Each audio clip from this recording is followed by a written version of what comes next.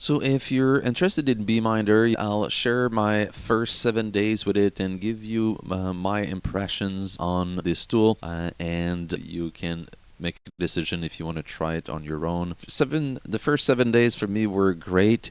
The first day, I was a bit confused about a few things, and I'll show you here. So this is the main graph. When you connect it to a third-party tool like Twitter, I've put the goal to tweet at least once a day, and then you can see on the graph here, it starts at 110. So basically, I tweeted already 110 times before connecting Beeminder to Twitter.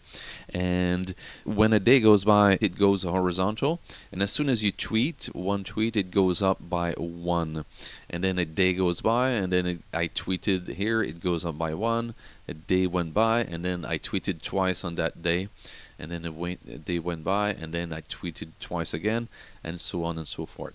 So as long as you stay above the red line, this is that's the limit, or that's the place where you don't want to go below the red line. I was a bit at the beginning because there's a learning curve, and basically I should have tweeted as soon as I've created the account, but it doesn't matter because there's a buffer of 1 week, so it's not like that strict at the very beginning.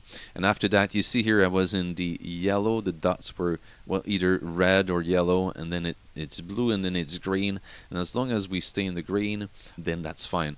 And if you miss a day, like right now I could miss a few days without tweeting, but I'm gonna get very close to the red line, and then but of course I can tweet 2, 3, 4, 5 times in a day, and that's gonna go up by 5, for example, if I tweet 5 times. So the main thing is to look at the graph and see where you are and stay above the red line.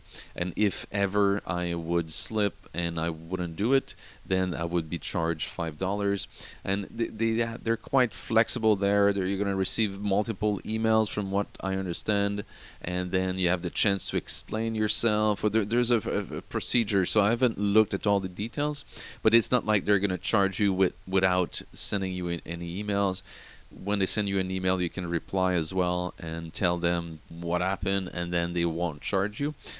So it can be confusing in the beginning, but as soon as you connect it, start tweeting, you'll see the graph, and the main thing is to stay above, and just even if it's only $5, it forced me to really keep this page open on one of my screen on the side and have a look at it, and it was on my mind the very first few days, even like every day. Even tonight, it's like 11 p.m. and I wanted to record a video and tweet about it. So it's very effective, even if it's a low amount of money. And I actually love it now. It's something that I want to use for other stuff. It's definitely something that has worked for me in the first 7 days, and it's free by default. There's an option for $8 a month if you want more than 3 goals. I think you can start with the free one, and then you can consider to upgrade later on. Now, I've heard about that tool a year ago, and I was not in a good place in my life. There was a lot of stress, and it was like, that's too much pressure. And it might be the case, like if the idea of doing something that you haven't done, like social media or recording videos and publishing them on YouTube, if your goals are something hard to do, it might create more stress for you. That's the reason why I didn't subscribe a year ago.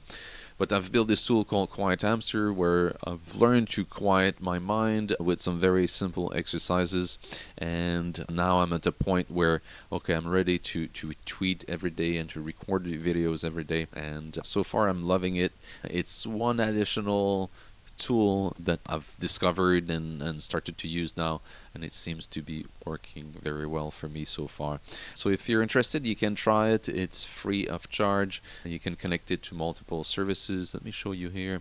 So there are multiple services for health, for productivity, and all sort of other services. There's Zapier, so you can connect it to a lot of different things, IFTT as well, and then a lot of tools to learn how to code. And there's something like, if you want to write a book, you can say, I want to write 500 words per day, and it's going to track that as well automatically, so you don't have to enter anything manually. It's going to track it for you. So that's the benefit. You don't have to do any manual stuff. It's going to check on those different services.